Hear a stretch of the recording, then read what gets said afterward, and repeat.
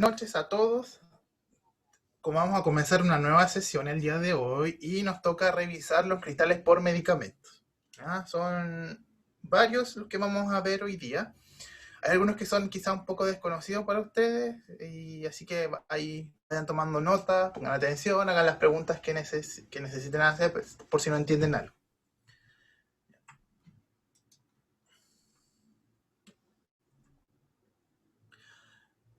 Muy bien, estimados. ¿Qué vamos a ver el día de hoy? ¿Cuáles van a ser los objetivos de nuestra clase? Ahí, ya. Lo primero, vamos a enumerar los principales medicamentos que pueden llegar a provocar cristales medicamentosos ya con o sin potencial litogénico. El segundo va a ser algunos mecanismos de acción y factores que pueden determinar ya que algunos medicamentos provoquen o no cristales y diferenciar y caracterizar algunos cristales medicamentosos, más que nada por su rol patológico que puedan tener. Tres cosas. Aquí tenemos un pequeño meme sobre como veo el tema de los cristales urinarios, porque es un tema bastante complejo, de repente cuando nos salen cristales en orina, nos tenemos a asustar o no saber qué son, entonces la idea es que nos transformemos aquí de la niña que está llorando, el cristales por el medicamento, a poder dominar ya, este tópico. ¿Ya? Entonces, dentro de las litiasis, ya que existen, a nivel de población, cerca de un 5 o un 10% de la población mundial llega a sufrir de litiasis. Ahora, las litiasis producidas por medicamentos son bastante bajas, ya solamente entre el 1 y el 2% de las litiasis totales están producidas por medicamentos. Y eso se debe a una serie de factores que no toda la población consume medicamentos, tienen que haber ciertas condiciones para que se puedan producir estas litiasis o incluso los cristales. Existen una serie de factores de riesgo que nos van a llevar a formar cristales y o cálculos por medicamento. ¿Ya? Por un lado, vamos a tener factores que son propios del paciente, ¿ya? Por ejemplo, que el paciente haya tenido otro tipo de cálculo, ¿ya? Cualquier otro tipo de cálculo le va a favorecer a que se puedan producir cristales o cálculos por medicamento, ¿ya? Que tenga un historial de infecciones urinarias, que posea una baja diuresis, ya bueno, esto es como transversal a todos los tipos de litiasis, la deshidratación, anomalías metabólicas concomitantes al consumo de medicamentos, que hay un pH urinario alterado, ya sea básico o alcalino, y alteraciones anatómicas urinarias que, como ya vimos, actúan como promotores secundarios para la formación de cálculos renales. En el caso de los factores propios del medicamento, vamos a tener que se estén administrando en dosis altas, que los tratamientos sean de larga exposición, ¿ya? Que posean una alta excreción urinaria, es decir, que se filtren bastante por la orina, ¿ya? Que posean baja solubilidad, que ¿ya? Algunas características propias de los cristales, ¿ya? Y que posean una vida media alargada.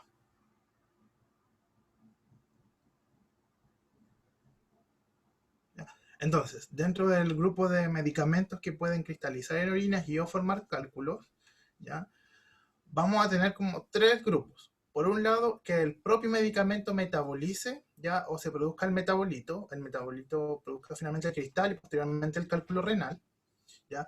Por otro lado, que el medicamento ya altere el metabolismo, ya dentro como de la ruta de homeostasis que puede tener como nuestro elemento cristalogénico y produzca la cristaluria.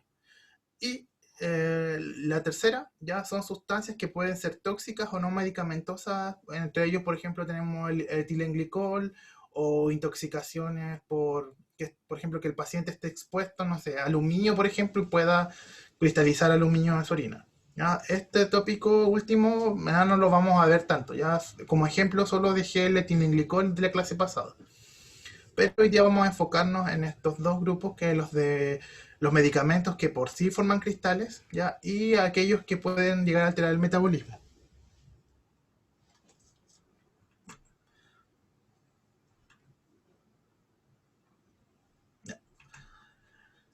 Dentro de las posibles drogas o medicamentos hay un grupo bastante amplio, ya están como estudiados. De hecho, cuando hacen las pruebas de medicamentos, sobre todo los nuevos, se ve, una de las características que se observa es el poder cristalizar o dañar el tejido renal, ¿ya?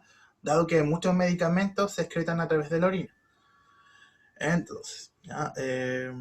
Tenemos como varios mecanismos por los cuales algunos medicamentos pueden llegar a promover la formación de cristal y posible urolitiasis, ¿ya? Aquellos que promueven la hipercalciuria, ¿ya?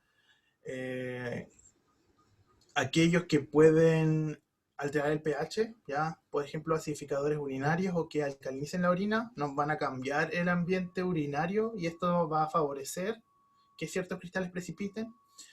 Algunos que promueven la hiperoxaluria, ya, u otros metabolitos, y aquellos que, como dije anteriormente, pueden formar parte o constituir un cálculo o cristales.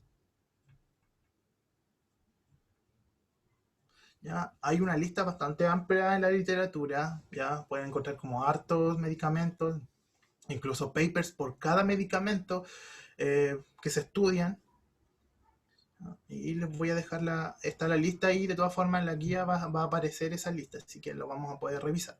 Ya hay varios grupos y es lo que vamos a ir revisando hoy día. ¿Ya? Entonces, tenemos aquí, algunas drogas, por ejemplo, los hipertensivos, los antiácidos, drogas para la epilepsia, ¿ya? Antibióticos, drogas antiúricas, ¿ya? Aquí hay como hay varios grupos, ya tenemos, antibióticos, ya como la sulfa, la ceftriaxona, drogas para la epilepsia, antirretrovirales, ¿ya? Y vamos a ir revisando uno por uno, ¿ya? La fisiopatología por la cual estos medicamentos pueden producir cristales, ya, es variado. Pueden alterar, por ejemplo, el pH, pueden disminuir la absorción o la secreción de alguna sustancia litogénica, puede cristalizar por sí mismo, ¿ya? O puede cambiar el microbioma que existe, por ejemplo, a nivel intestinal. Ya es como un caso bastante interesante. Entonces, para partir, ya aquí tenemos más ejemplos de medicamentos. Entonces, ¿ya? Para resumir un poquito esta parte, ya, los cálculos renales por fármacos representan el 1 al 2% de los cálculos totales, ¿ya? Y pueden deberse a moléculas poco solubles, ¿ya? Con alta excreción en orina. Entre ellos tenemos los inhibidores de proteasa, ¿ya? Algunos fármacos como los antibióticos, ¿ya?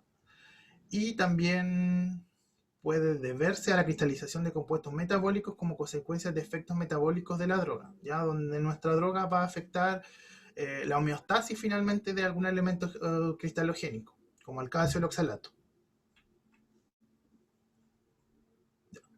Entonces, el primer grupo que vamos a revisar es el de los inhibidores de la anhidrasa carbónica, ¿ya? En este grupo vamos a tener algunos, por ejemplo, tenemos la acetazolamida, hay sus familiares, que se ocupan principalmente para tratar el glaucoma, ¿ya? Es como uno de sus principales usos, ya que va a disminuir la presión, ¿ya? Entonces, vamos a ver cómo hace este efecto, ¿ya? Entonces, a nivel renal, ¿qué es lo que va a pasar con nuestro inhibidor de la anhidrasa carbónica? ¿Ya? La anhidrasa carbónica lo que va a hacer va a bloquear ya el metabolismo de cierta forma del bicarbonato, ¿ya? Y esto va a traer como consecuencia que nuestro transportador de sodio hidrogeniones ya se vea bloqueado. Por lo tanto, ya el bicarbonato, ya no se va a metabolizar ni en CO2 y agua, por lo tanto se va a excretar a través de la orina y no se va a reabsorber.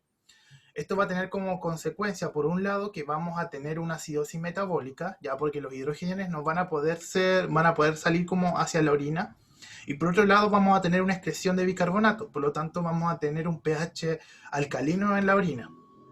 Ahora, como tenemos acidosis aquí dentro, ya vamos a tener que usar un tampón para poder neutralizar esta acidosis. Y en orina, ¿qué es lo que tenemos? ¿Qué elementos tenemos para neutralizar? Ya que el bicarbonato se está excretando, vamos a tener el citrato. ¿Ya? Entonces vamos a tener una reabsorción alta de citrato acá para poder amortiguar mis hidrogeniones.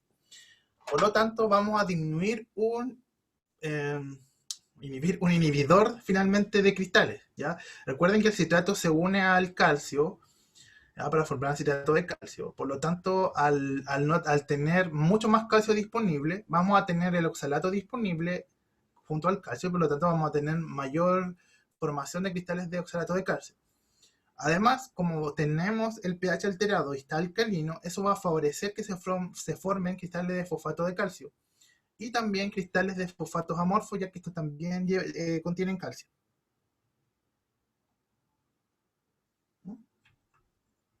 Aquí, en resumen, ya vamos a tener un pH alterado. ¿Ya? Esto va a hacer que el citrato sea reabsorbido, lo que nos va a formar una mayor cantidad de cristales de origen cálcico.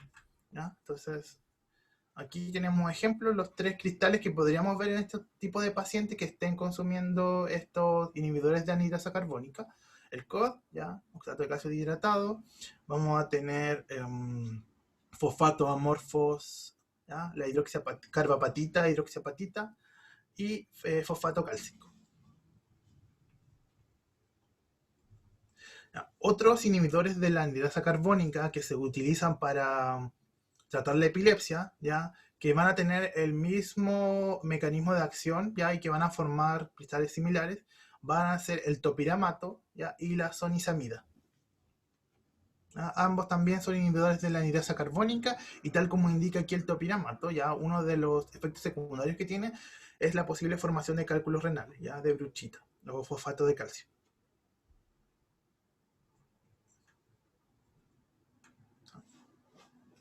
El siguiente medicamento que vamos a tener, ¿ya? Es la furosemida, ¿ya? ¿Qué es lo que hace la furosemida?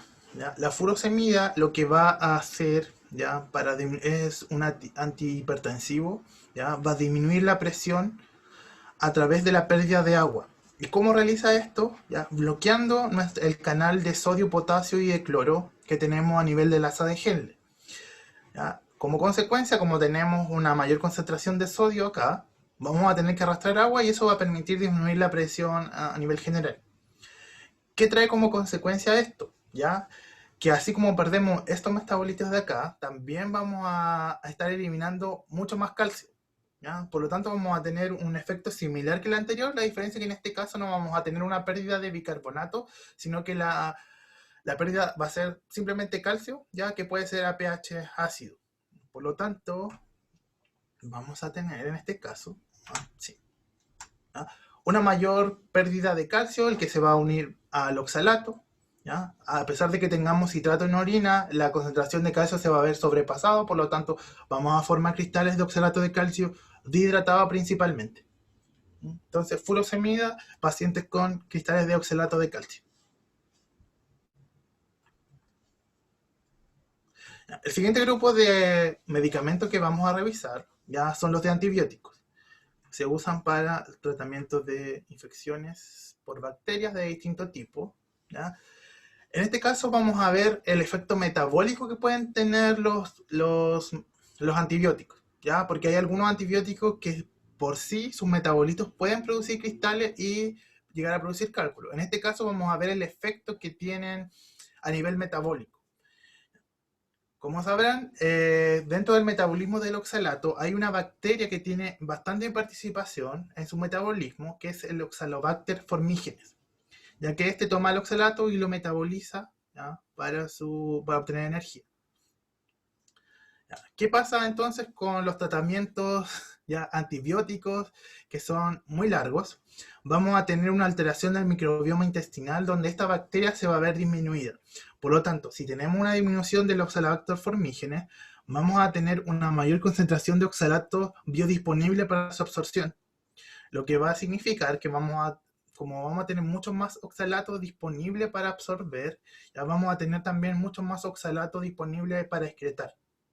¿Ah? Por lo tanto, los tratamientos que utilicen antibióticos que sean de larga duración, ya hay que tener ojo. Entonces los principales cristales que vamos a observar ahí en este caso, ya que son de oxalato, ya van a ser los de oxalato de calcio monohidratado. Vamos a tener, podemos encontrar también deshidratado, pero los que se van a encontrar principalmente son del tipo monohidratado, ya porque va a haber una hiperoxaluria en ese caso.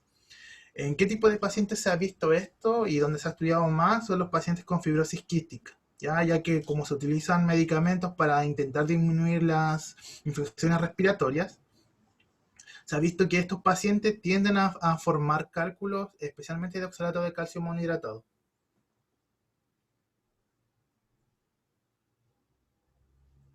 ¿No? El siguiente grupo que vamos a ver, ¿ya?, son los laxantes. ¿Ya?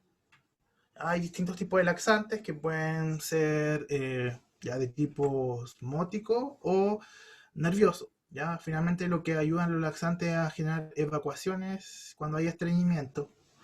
Sin embargo, ¿qué es lo que pasa cuando hay un abuso de los laxantes? ¿Ya? Como vamos a estar perdiendo bicarbonato a través de las heces, ¿ya? Esto me va a producir una acidosis metabólica.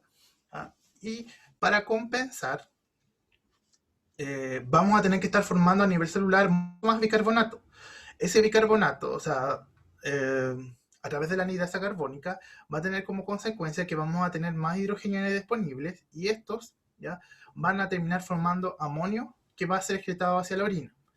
Entonces, como vamos a tener más concentración de amonio disponible a través de la orina, el que va a estar, y vamos a tener en orina urato de forma normal, ¿ya? Esto se va a unir al amonio y formar urato de amonio, que son los principales cristales encontrados en estos tipos de pacientes. ¿Ya? Entonces, pacientes que tengan abuso de laxantes, o no solo laxantes, bueno, también corren para los pacientes que tienen diarreas intensas, por ejemplo, por rotavirus, ya donde hay, tienen el mismo mecanismo, hay pérdida de bicarbonato, vamos a llegar a observar cristales de urato de amonio. ¿Qué pacientes en lo que se ha estudiado se ha visto esto con frecuencia y que incluso pueden llegar a formar cálculos, que son las personas que tienen trastornos alimenticios como la anorexia, donde hay un abuso de laxante para que busca finalmente disminuir el peso? ¿Ya? En este tipo de pacientes eh, hay que tener ojo. ¿Ya? Ahí podríamos llegar a encontrar este tipo de cristales sin necesariamente que tengan que ver con una infección urinaria o que estén con diarreas. ¿Ya? Entonces ahí, ojo, pacientes que vengan como, no sé, de psiquiatría, por ejemplo, derivados desde allá y veamos una alta concentración de uratos de amonio, ahí hay que consultar, preguntar si es que la paciente es, no sé, anoréxica o bulímica y consultar si es que está consumiendo laxantes.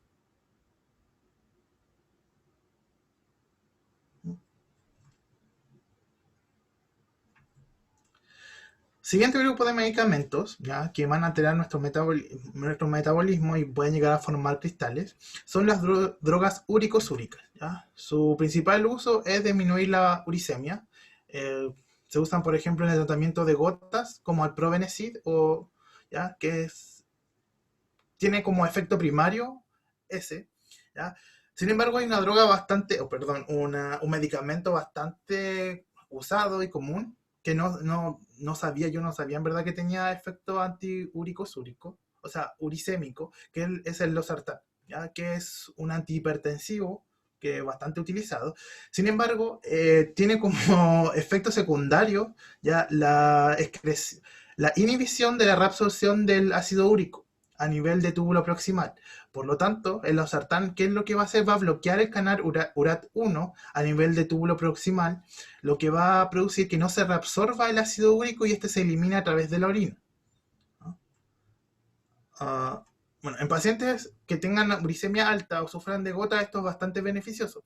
¿Cuál va a ser el problema? Que como vamos a tener una pérdida grande de ácido úrico a través de la orina, el paciente tiene que tener una adecuada hidratación.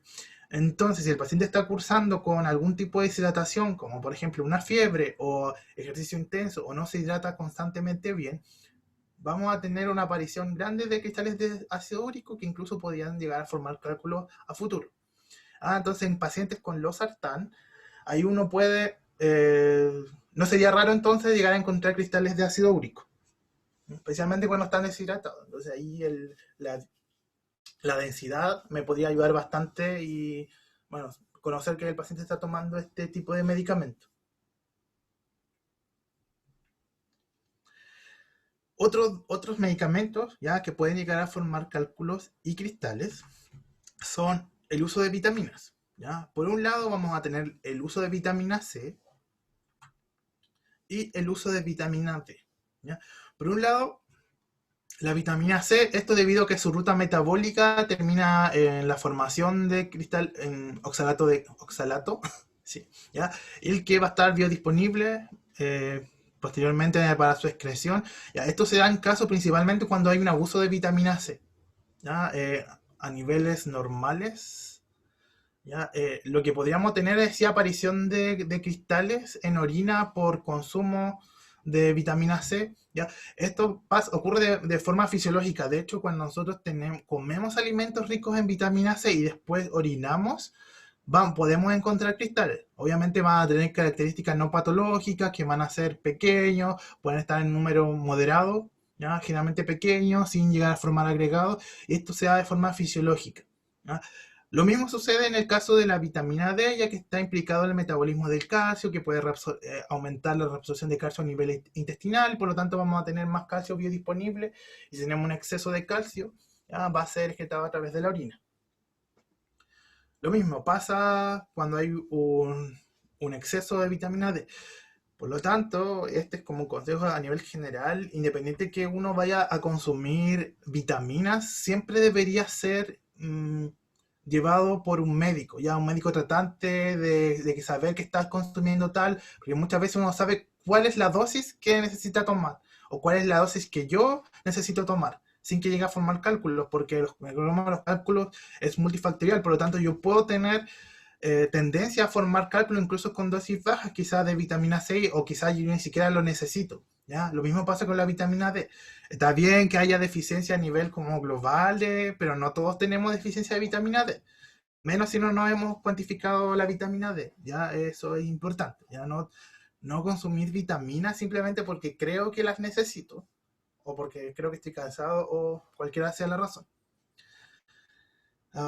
Esto también me hace recordar que es súper importante, esto quizás no, bueno, va a venir más adelante en una clase en la clase de control de calidad, para cuantificar y hacer el examen correcto del sedimento urinario. Lo ideal es que el paciente no haya comido antes. Ya esto yo sé que de repente como que nos respeta y dice, no, si no importa que el paciente no esté en ayuno.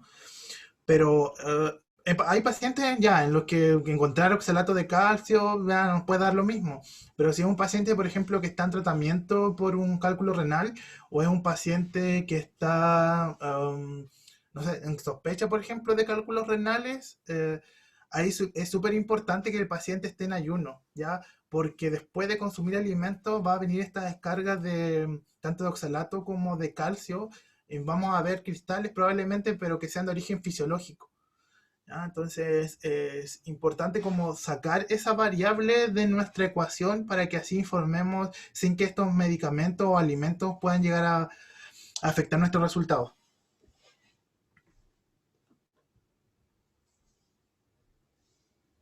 ¿Ya? Entonces aquí tenemos la ruta metabólica del ácido ascórbico, vitamina C, ya que tenemos como producto final el oxalato. Y en el caso de la vitamina D, que está implicada dentro del metabolismo del calcio, que puede ahí aumentar la absorción a nivel de intestino del calcio, y por lo tanto vamos a tener más calcio disponible.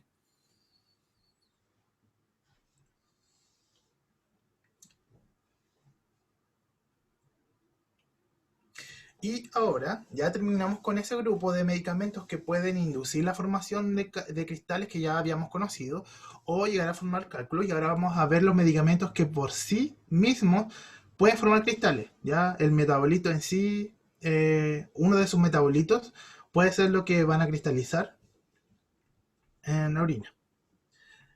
Entonces, el primero que tenemos es el ciprofloxacino, que es un antibiótico que se ocupa para infecciones bacterianas, ya donde este va a bloquear la DNA girasa para así disminuir el crecimiento bacteriano. hay varios factores que hacen que el ciprofloxacino ya precipite en la orina. El primero y el más importante, y el que lo va a diferenciar de muchos otros medicamentos y otro tipo de cristaluria, es que el ciprofloxacino disminuye su solubilidad a pH alcalino, a diferencia de muchos otros medicamentos que lo hacen a pH ácido. ¿Ya? Entonces, cuando tengamos pH alcalino y veamos cristales que puedan sospecharse de ciprofloxacino, ¿ya? Hay que tener como ojo. Y los otros factores que son predisponentes tienen que ver con el paciente y la dosis. En el caso de los pacientes, principalmente va a ser la edad, ¿ya? La masa muscular que tenga, se da en pacientes, en adulto mayor, generalmente donde hay una menor masa muscular, y en pequeños, ¿ya? En infantes, donde también tenemos el mismo problema. Y finalmente la dosis. Cuando hay dosis muy alta o son tratamientos largos por ciprofloxacino, puede llegar a precipitar.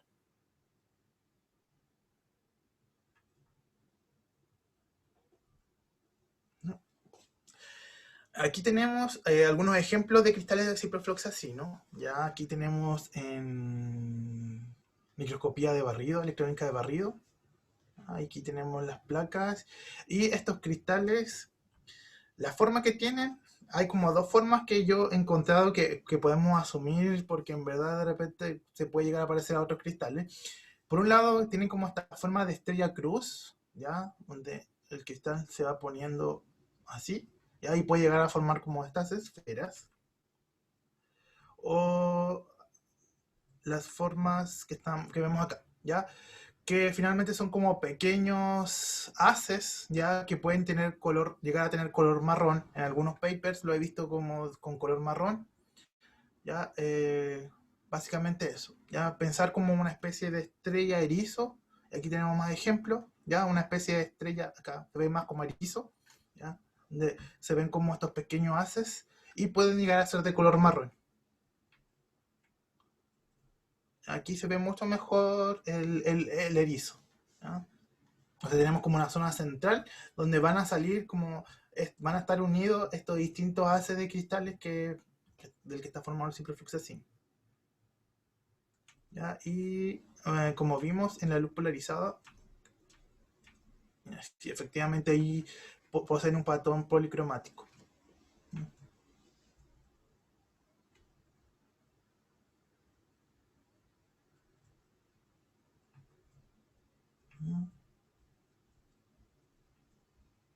¿Ya? Entonces tenemos aquí a nivel intratubular, puede llegar a precipitarse y producir nefropatía por cristales. Especialmente porque estas pueden llegar a crecer bastante. Entonces imagínense esto dentro de un túbulo renal, fácilmente puede llegar a taparse. Entonces metemos más cristales, más cristales, más cristales ahí, ya puede fácilmente llegar a formar un cálculo de ciprofloxacino. Entonces, sospechar pacientes mayores, ¿ya? Pacientes infantes, tratamientos de larga duración que estén con ciprofloxacino y pH alcalino, ¿no? Porque ahí es cuando disminuye la solubilidad y tiende a precipitar. Siguiente medicamento que vamos a ver, ¿ya? Es el triamtereno, ¿ya? ¿Ya? Este medicamento es un diurético, ya que se usa principalmente para tratar la edema, la hipertensión, bloquea el canal de sodio, por lo tanto vamos a inhibir la reabsorción de sodio y por lo tanto vamos a aumentar la diuresis, ¿ya? Y así disminuimos la hipertensión y el edema. Sin embargo, ¿cuál es el problema? Que posee una baja solubilidad a pH ácido, ¿ya? Y y sus metabolitos se excretan en muy corto tiempo. Algunos factores que van a afectar la cristalización del triamtereno son las altas dosis, la historia litásica del paciente y principalmente el pH urinario ácido. Ya. ¿Cuál es la buena noticia del triamtereno? Es que su uso es cada vez menor. Ya es un medicamento que casi ya no se utiliza, precisamente por esto, porque tiene una muy baja solubilidad a pH ácido, que es el pH normal de la orina. Entonces fue reemplazado por otros medicamentos. Sin embargo, hay pacientes que quizás, especialmente adultos mayores, que quizás, no sé, empezaron hace muchos años su tratamiento de hipertensión o edema con este y han continuado. Por lo tanto, podría aparecer ahí. Sin embargo, es cada vez menor su uso, efectivamente, por lo mismo, ya que se vio que tenía muy baja solubilidad e incluso ya podría llegar a formar cálculos renales. Aquí tenemos unas imágenes de cálculos por TempTerreno. Y además, ya tenía otro problema más el TempTerreno, que es muy similar morfológicamente al ácido úrico. ¿Ya? Es como casi un gemelo primo del ácido úrico. Acá atrás tenemos el TempTerreno y aquí tenemos el ácido úrico. ¿Ya? Si nosotros nos fijamos, son muy similares. Ahora, ¿cuál es la diferencia quizás con el TempTerreno? Ya que los cristales son muy variables de tamaño y no terminan en punta como los cristales de ácido úrico. ¿Ya? Si ustedes revisamos quizás uno por uno los cristales de TempTerreno, mira, vamos a ver que este de acá, por ejemplo, tiene como una doble terminación que en general no lo tiene el ácido úrico. Acá tenemos que el borde, suelen terminar en bordes estos cristales, ya aquí ni siquiera tienen como el borde definido. Entonces son como mucho más laminares y los bordes no tienen a ser definidos o son circulares. Esa es como la mayor característica que podríamos a nivel morfológico encontrar, porque si tú uno ve esto a lo rápido, fácilmente lo puede llegar a confundir con ácido úrico. ¿Ah? Lo bueno es que como el medicamento está casi en retirada, es muy raro llegar a encontrar estos cristales. Sin embargo, si usted de repente ve algún cristal medio extraño de ácido úrico, especialmente como con estas terminaciones, revisar otros medicamentos que me pueden indicar que el paciente está con hipertensión o en tratamiento. ¿Ya? Aplicar, en este caso, pruebas de solubilidad, porque la luz polarizada es muy similar al ácido úrico. Entonces ahí había que hacer alguna prueba de solubilidad para comprobar que efectivamente es ácido úrico y no TempTerreno.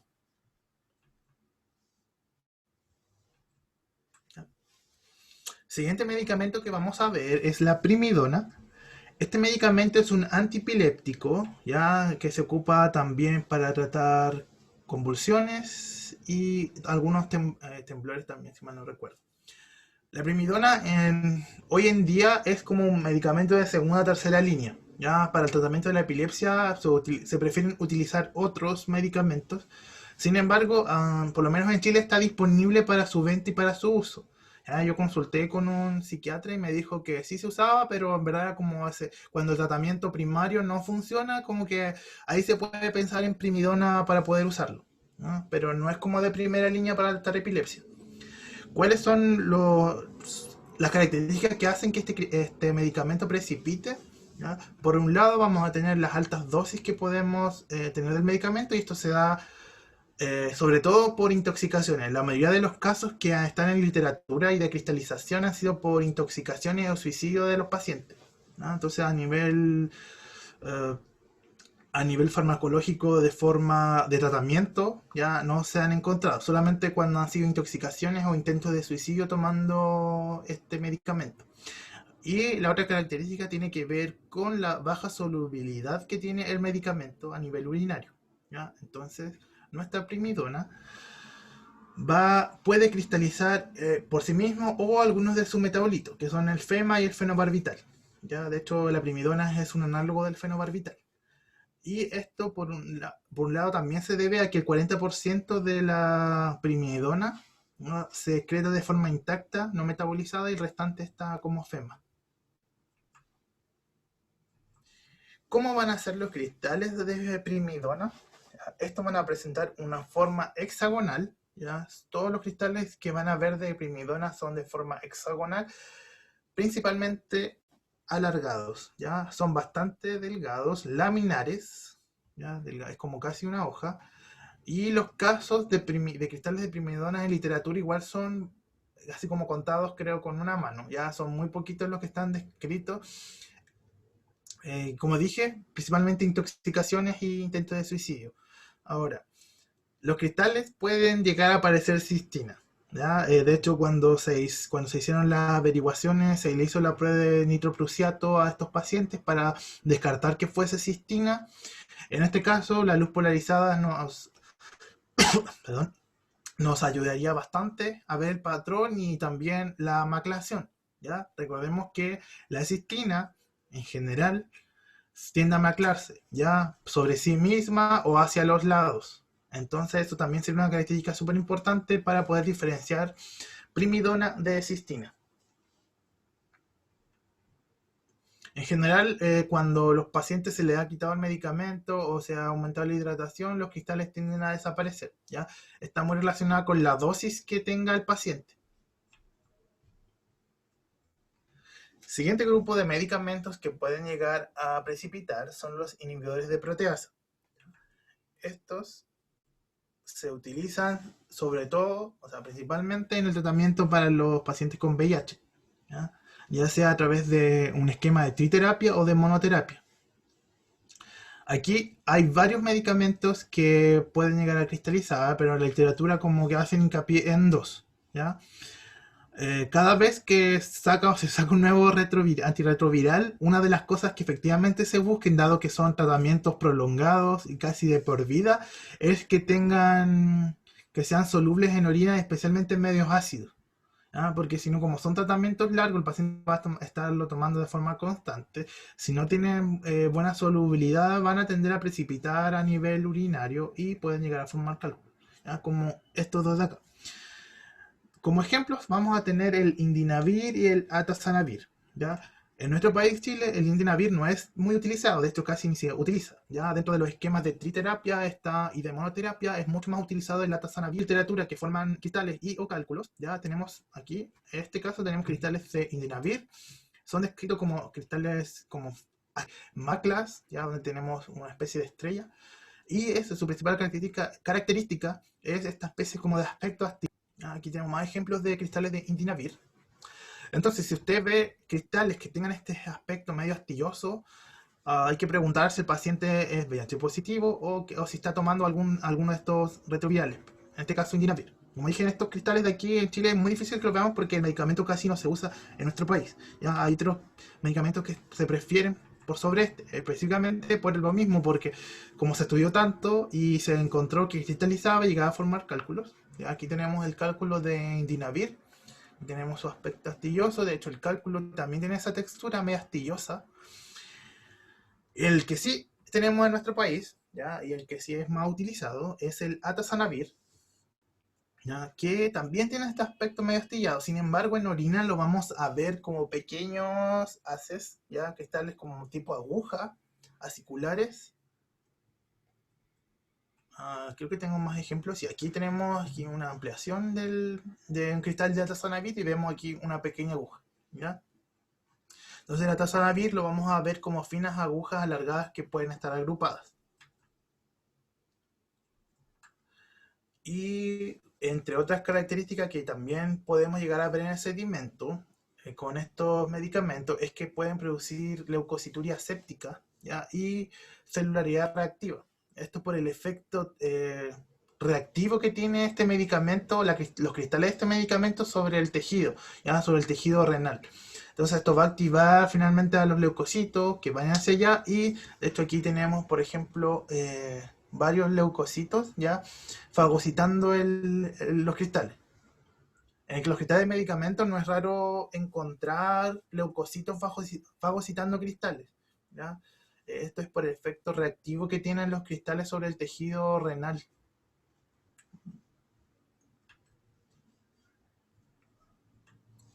Vamos ahora con algunos antibióticos. En este caso vamos a tener las cefalosporinas, ¿ya? Que ejerce su mecanismo inhibiendo la pared celular de las bacterias.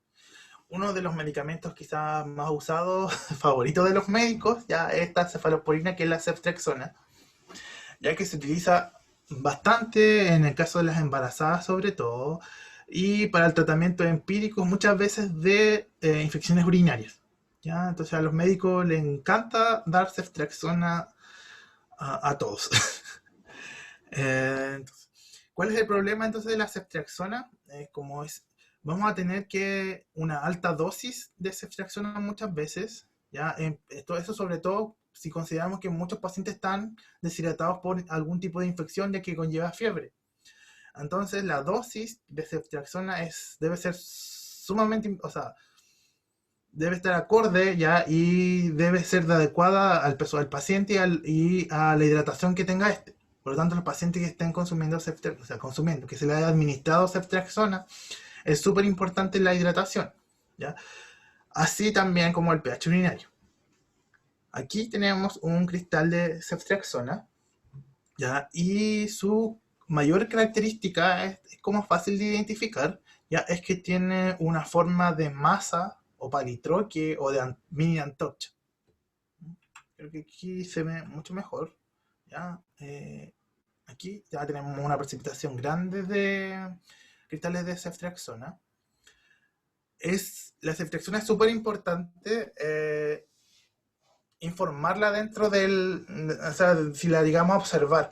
¿Cuál es el problema de la ceftriaxona? Que esta puede precipitar también a nivel intratubular, ¿ya? Y producir daño, bastante daño a nivel de células renales, a nivel de túbulos renales, ¿ya? Precipitación intratubular. Y también puede llegar a formar cálculos renales, ya por sí mismos, que está compuesto solo de ceftriaxona. Entonces ahí hay que tener ojo, informar rápido si es que está el paciente con una dosis alta de ceftriaxona especialmente. El médico tiene que saber esto para evaluar si le cambia el medicamento, si disminuye la dosis. ¿Ya? Eh, y creo que tenemos aquí. Y aquí se ve mucho mejor una visión ampliada del sedimento. Aquí tenemos la forma de maso palitroque y aquí tenemos la forma característica de los cristales de ceftriaxona. Estos ya generalmente llegan a formar esferas y estas esferas con la centrifugación se tienden a romper, entonces ahí podemos ver las unidades sueltas de los cristales de ceftriaxona. Entonces ahí usted cuando vea esta forma, consúltese que está el paciente con ceftriaxona o quizás con otra cefalosporina, ¿ya? Porque hasta ahora el que está descrito es la ceftriaxona, pero eso no quiere decir que quizás, por ejemplo, hayan otras cefalosporinas que pueden llegar a cristalizar y que no se le están dando una dosis alta o ese paciente, por X razón, cristalizó el antibiótico. ¿Ya? Entonces, forma característica de la ceftriaxona, forma de masa o de antorcha.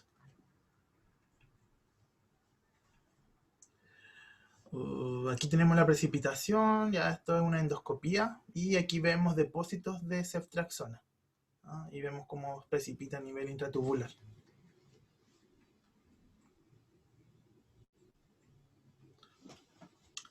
Siguiente grupo que vamos a ver son los antivirales. Y tenemos dos antivirales importantes. El primero es el aciclovir, ¿ya? Que es un antiviral que se ocupa principalmente para el tratamiento de herpes, de los virus de tipo herpes, ya herpes 1, simple, herpes 2, citomegalo, Epstein-Barr también, ¿ya? Y a nivel urinario, ¿ya? También vamos a poder observar precipitación del aciclovir. En sí, la aciclovir, cuando precipita, se parece a cualquier otro medicamento, ¿ya? No tiene como una característica definida. Vamos a ver cristales principalmente de tipo aciculares, ya con birefringencia positiva, policromáticos. Entonces aquí siempre la sospecha va a tener que ser, o sea, va a haber una sospecha y la confirmación va a tener que ser con la clínica del paciente. Ya, por eso es súper importante que uno pueda tener los antecedentes del paciente o al menos consultarlo. ¿Ya? Hacer un examen de repente a ciegas sin tener como antecedente de lo que está consumiendo el paciente igual es complicado, ¿no? O sea, si yo veo estos cristales y lo más probable es que llegue ya son de medicamentos, pero se pueden parecer cristales a otros cristales que también pueden aparecer en orina, entonces si yo no tengo cómo saber eso, se me va a complicar un poco poder informarlos, ¿no? Ahora, dentro de de las formas quizás como típicas de la ciclovir, una de las que es como mencionadas, a ver si tengo foto, es esta de acá, ¿ya? Que se llama tipo lazo o ribbon en inglés. ¿Ya? Donde tenemos estos cristales que tienen cierta flexibilidad y lo podemos ver así en la orina. ¿Ya? Esta foto está súper bonita, es del doctor Fogassi, hay una página donde aparece. Y ahí mencionan que se estudió este cristal que estaba hecho de aciclovir. Aquí tenemos más ejemplos de cristales de aciclovir.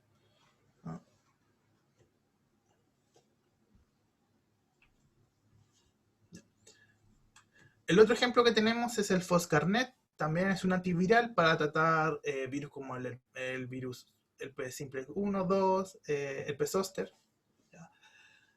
Y este paper es de hace poco, ya se descubrió, o sea, se encontró que el foscarnet también podía precipitar a nivel urinario. Ahí se encontraron estas placas. Ya aquí tenemos distintos ejemplos en contraste de fase y polarización de luz. Tenemos este cristal principalmente precipita como placas, ¿ya? Placas que puede llegar a formar agregados, que es la diferencia quizás con el colesterol. Ya, si ustedes ven, puede confundirse con el colesterol, pero el colesterol en general no forma estos tipos de agregados. Ya, mira, ustedes fijan acá abajo, no tiene como esa forma característica quizás como de vidrio quebrado que tiene el colesterol, más allá que sean placas. ¿Ya?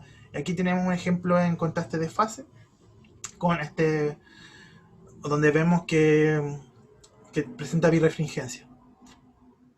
Lo mismo, ustedes ven placas de este tipo, hay que consultar al paciente ya, o a quien sea, donde podamos obtener los datos de que si está tomando algún medicamento, en este caso sería Foscarnet, o si está en tratamiento con algún antiviral.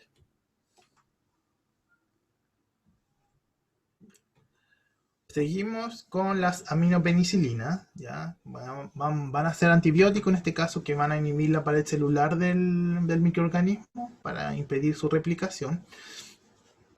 ¿Y a qué se debe la cristalización de estos?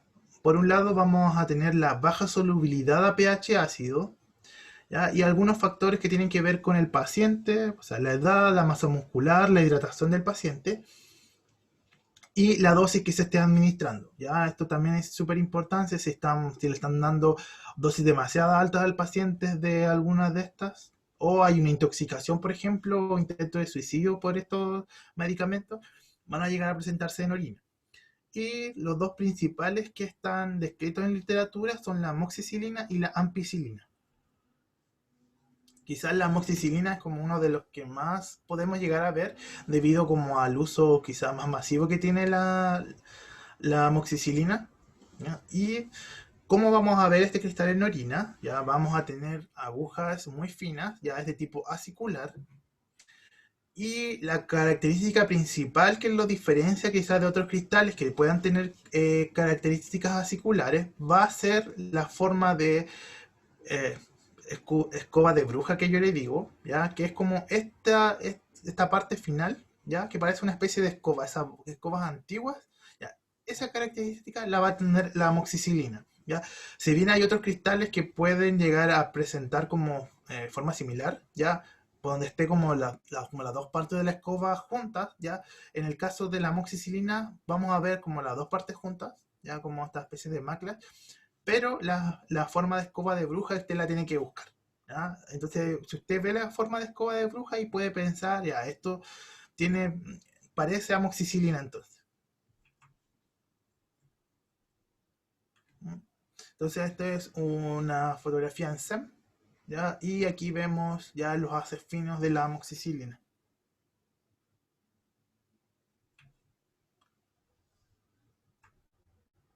¿Ya? Aquí, por ejemplo, hay varias formas dentro de este campo de la amoxicilina.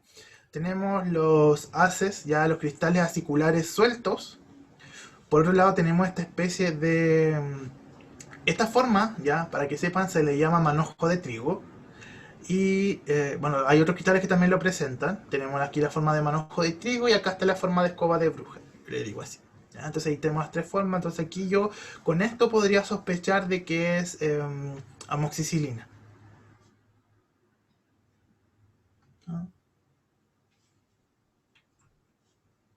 Aquí tenemos más ejemplos de amoxi. Ya aquí tenemos cristales sueltos, nos presentan una alta birefringencia. Ya eh, el patrón puede ser policromático como monocromático. Y aquí tenemos de nuevo esta forma, ¿ya? Que la va a presentar la amoxi. Más ejemplos, formas sueltas, manojo de trigo, escoba de bruja. ¿Ya? Las tres formas que la podemos ver en orina.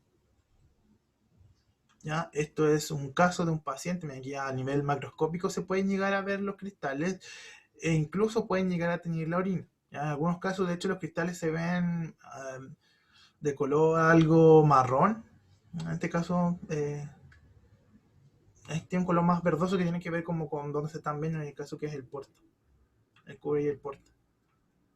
¿Ya? Aquí tenemos más casos de cristales de amoxi. Y el otro ejemplo que teníamos, que les mencioné, es el de la ampicilina. La ampicilina tampoco tiene una forma característica, sin embargo, como que quizás hay una pequeña diferencia ahí como con la amoxicilina. De todas formas, usted si ve los cristales, siempre la idea es que pregunte, ya qué medicamento está tomando.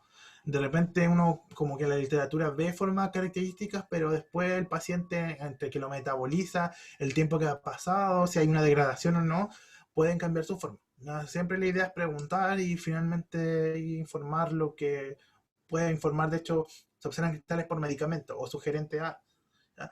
En este caso, la ampicilina, la característica, por así decirlo, es que los cristales son mucho más anchos que la amoxicilina, ¿ya? Y algunas veces presenta esta bifurcación que tenemos acá. ¿Ya? Eso es como que lo he visto en varias fotos de la ampicilina y como la he podido llegar a reconocer. ¿Ya? Aquí también tenemos otro ejemplo de distinto. ¿Ya? La bifurcación que presenta los cristales de ampicilina, y como dije, son mucho más gruesos. ¿Ya? Presentan también a luz polarizada, son policromáticas. ¿Ya? Aquí tenemos un pequeño cálculo ya de ampicilina. Mira, aquí vemos los cristales así vistos con cámara, se parecen bastante a estos. ¿Ya? Aquí tenemos estos cristales mucho más anchos y aquí tenemos la pequeña bifurcación ya que tienen estos cristales que me podrían ayudar a reconocerlos. Siguiente grupo, vamos a tener las sulfonamidas. Estos antibióticos actúan principalmente sobre la síntesis de purinas y vamos a tener dos grandes representantes dentro de los cristales de sulfas. Por un lado vamos a tener la sulfadiazina, que es un medicamento ya que se utiliza principalmente para el tratamiento de la toxoplasmosis y el tratamiento en pacientes VIH ya para neumocistis. Son como los dos mayores usos. Igual se usan para otras cosas, pero se prefieren otras sulfas y generalmente han quedado como relegados a esos dos tipos de pacientes, toxoplasmosis y neumocistis. ¿Ya? Ah, dentro de las características que lo hacen cristalizable tiene que ver con la baja solubilidad que tiene el medicamento a pH ácido, ¿no? Y dentro de las formas, hay como un par de formas características. Es la forma de honguito, ¿ya? O abanico, que se le llama, ¿ya? Que incluso puede llegar a como formar una esfera completa, ¿ya? Y voy a poner más ejemplos. Aquí están, ya aquí tenemos más ejemplos de sulfadiazina. Ya aquí en este caso parece como una especie de plumero. Ya tenemos una varilla y se abre. Ya, y aquí está la forma como que se llama de abanico o como de honguito. Ya aquí tiene más forma de plumero, pero esa forma pertenece a la sulfadiazina, que es mucho más característica de esta sulfa. Ya. Esta también es otra forma en la que puede aparecer la sulfadiazina, ¿ya? Que es esta especie como de macla donde tenemos las unidades aciculares, ¿ya? Y tiene esta forma de manojo de trigo, que se puede llegar a confundir con los cristales de amoxicilina. Pero los de amoxi en general como son mucho más aciculares, mucho más finos y la punta ya es mucho más en aguja. Versus estos cristales de sulfadiazina, donde las unidades son mucho más gruesas y mucho más transparentes. El siguiente medicamento perteneciente a las sulfas, ¿ya? Y este cristal tiene una particularidad, o sea, estos cristales, los que son de sulfametoxazol, timetoprim especialmente, tienen la particularidad que son muy pleomórficos, ¿ya? Los vamos a encontrar en una serie de formas increíbles, ¿ya? Tienden a precipitar de formas bastante diversas. ¿Ya? La primera es esta prismática que me hace parecer ácido úrico o oxalato de calcio, ¿ya? pero la particularidad es que tienden a ser poliédricos y tienden a tener como muchas caras y no siempre regulares, ¿ya? Pueden tener, no sé, uno 6, otro puede tener 8.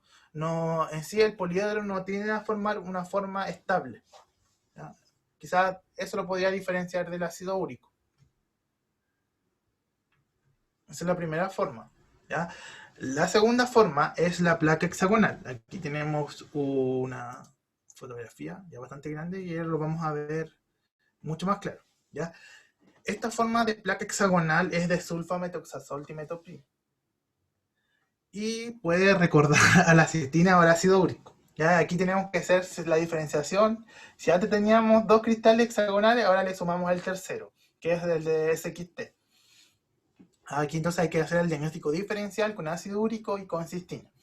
Ya, les voy a dar un par de tips para poder diferenciar los cristales con los de cistina y con los de ácido úrico, ¿ya? Porque si a primera vista pueden parecer iguales, no lo son.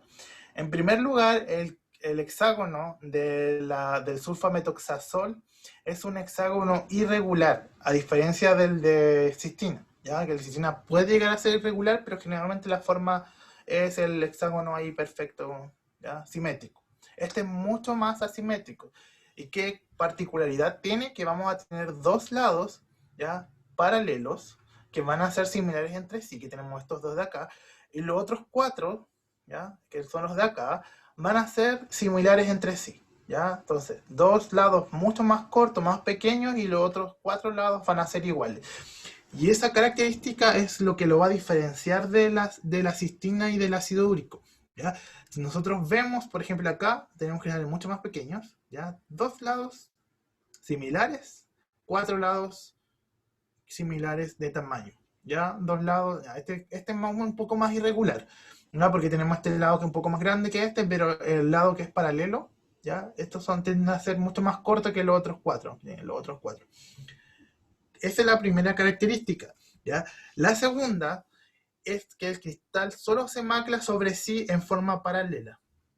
¿Ya? Y la maclación es un poco diferente al de la cistina. ¿Ya? Con la cistina generalmente también se macla sobre sí en forma paralela, pero también lo hace hacia los lados. En este caso, la sulfametoxazol no se va a maclar hacia los lados, ya solamente encima de ella.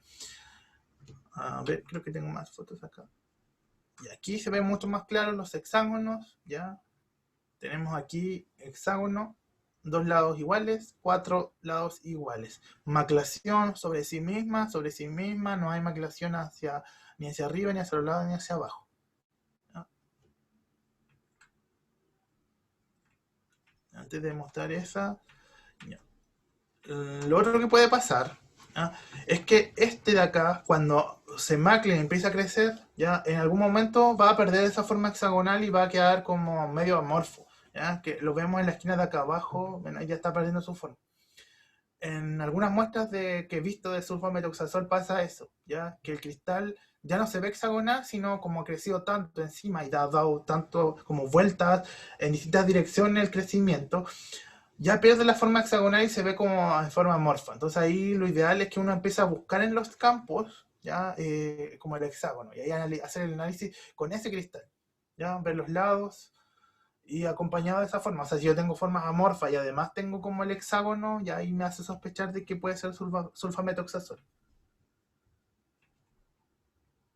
Ya aquí tenemos sobre aquí tenemos el contraste de fase y sobre la luz polarizada va a ser variable. Ya puede presenta birrefringencia variable, de hecho aquí tiene muy poca birrefringencia, y puede ser tanto monocromática como policromática. Entonces en este caso la luz polarizada más que nada me ayudaría para poder distinguir quizás de ácido úrico con cistina, más que para este. En este caso, la forma aquí ayuda mucho. ¿Ya? Entonces habría que buscar esos cristales, hacer el análisis, ver el tipo de maclación y consultar datos clínicos.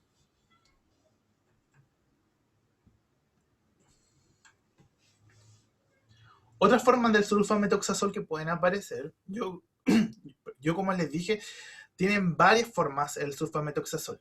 ¿Ya? Aquí tenemos esta forma como de pequeño champiñón, ¿ya? También es sulfametoxazol, que es mucho más compacta que la otra forma de honguito, que es más como una vanícula de la sulfadiacina. Tenemos esta especie en formas laminares, ya aquí una especie de flor. Tenemos estas placas rectangulares, ya también forma el sulfametoxazol.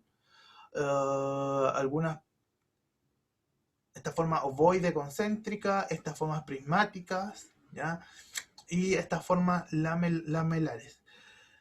El sulfametoxazol tiene una forma, ¿ya?, que es muy difícil diferenciar del ácido úrico, porque de hecho tiene bastantes formas de ácido úrico. ¿Ya? Es como muy difícil, pero como que lo que yo he encontrado que suele aparecer en estos casos son los cristales lamelares, ¿ya? Que es donde, por ejemplo, tenemos este cristal que es la especie como de ojo de gato. Vamos a tener el crecimiento de muchas láminas, una sobre otra, del cristal. Esto también lo puede llegar a producir el ácido úrico. Entonces, cuando yo vea esos cristales lamelares que están como en crecimiento, en forma como de hojas superpuestas, una sobre de otra, ¿ya? Yo ahí tendría que hacer el diagnóstico diferencial y cuestionarme si lo que estoy viendo en verdad es ácido úrico o es sulfametoxazol. ¿Ya? Preguntar ahí la clínica del paciente si es que están con sulfametoxazol, quizás hacer una prueba de solubilidad o una prueba de luz polarizada.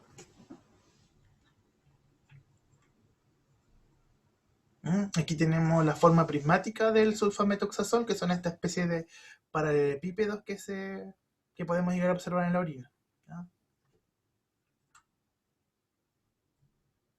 Aquí está. ¿Ya? Esta forma es la forma losángica, ¿ya? Y también aquí tenemos como especie de lamelas. ¿Ya? De hecho, uno fácilmente podría llegar a confundirlas con ácido úrico. Entonces, si usted ve un ácido úrico así, como ven esta forma media extraña, yo siempre le recomiendo ahí hacer el diferencial, ¿ya? Preguntar si es que no es sulfametoxazol. Especialmente porque estos cristales pueden precipitar a nivel intratubular y también se han visto que llegan a formar cálculos puros de sulfametoxazol. Ya aquí tenemos más formas de sulfametoxazol. ¿Ya? Aquí, bueno, aquí están en forma hexagonal, las formas de esferas. Aquí tenemos otras formas más raras. Ya, entonces, para finalizar, algunas recomendaciones que quiero hacer sobre el tema de cristales por medicamentos. Lo ideal, como yo dije, es poder conocer o consultar los antecedentes del paciente. ¿Ya?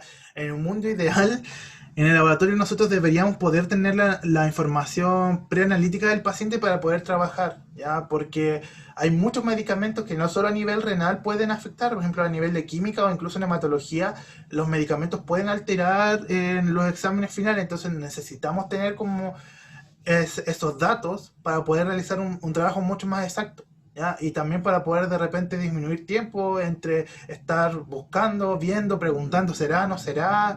¿Es o no es? Entonces esa información, tenerla disponible es súper vital. En el último caso, si yo no la tengo disponible dentro de la información que me puede llegar a aparecer, tener la posibilidad de consultarla de forma expedita, ya sea la enfermera, ya sea el médico o incluso el mismo paciente. ¿Ya? Tener como ese canal de comunicación donde yo pueda obtener esa información de forma rápida.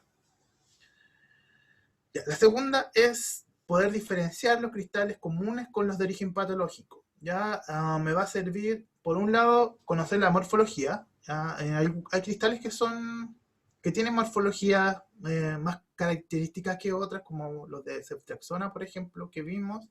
Hay otros que no tanto. Entonces ahí la polarización y la solubilidad, más los datos del paciente, me van a ayudar y me van a disminuir el tiempo para poder informar este examen. La siguiente recomendación de forma personal que yo doy es que si no tengo la posibilidad de obtener los datos del paciente para saber qué medicamento está tomando, siempre poner el sugerente A, ¿no? Porque puede ser que sea un contaminante u otra cosa, o ya, entonces para no quemarse y si yo no tengo más encima ese antecedente, es mejor poner ahí, se observa cristal sugerente A, por ejemplo, medicamento general, ¿ya? Si yo no sé lo que está tomando, ahora si yo tengo más confianza o sé qué medicamento está tomando el paciente, puedo poner, se observa cristal sugerente A, amoxicilina, se observa cristal sugerente A, ciprofloxacino, por ejemplo, ¿ya? Si yo tengo esa información. En el caso de que no llegue como a una forma determinada, o en verdad de repente pasa que uno ve algo y no sabe de qué es, ¿ya? Que puede intuir que puede ser medicamento, no, pero no está seguro, que puede ser otra cosa, o un cristal que de repente perdió su forma totalmente y no sé lo que es. La recomendación es poner que se observa cristales de origen desconocido. ¿Ah? El médico posteriormente verá si es que necesita hacer más exámenes, si necesita investigar esa cristaluria, si es relevante finalmente para lo que está investigando también el médico, porque a veces es rutina y a lo mejor considera que no es tan relevante estudiar esa cristaluria. Entonces, recomendación, si usted no sabe de lo que es, no tiene quizás pruebas para poder confirmar, o en verdad las pruebas le dieron indeterminado y no sabe, esa es la recomendación, ¿ya? Eh, informar, se observan cristales de origen desconocido. Y la otra recomendación que ya la habíamos dado en clases anteriores, que tiene que ver con la inclusión de estos cristales dentro de cilindros. Ya en el caso de medicamentos, también se ha visto a algunos ya incluidos dentro de medicamentos, y esto me va a indicar a qué altura, por ejemplo, están precipitando y en dónde se puede llegar a producir el posible daño renal. ¿Ya? Esto es súper importante. Y cómo evitar la prevención de cálculos renales. En este caso, el de los medicamentos, la hidratación es súper importante. ¿Ya? Esto lo digo como a modo personal. Si usted está tomando alguno de estos medicamentos o está en algún tipo de tratamiento, siempre es importante la hidratación. ¿Ya? Muchas gracias por su atención, estimados. ¿Ya? Y eso fue la clase de hoy día. Ya vimos hartos conceptos nuevos, hartas cosas.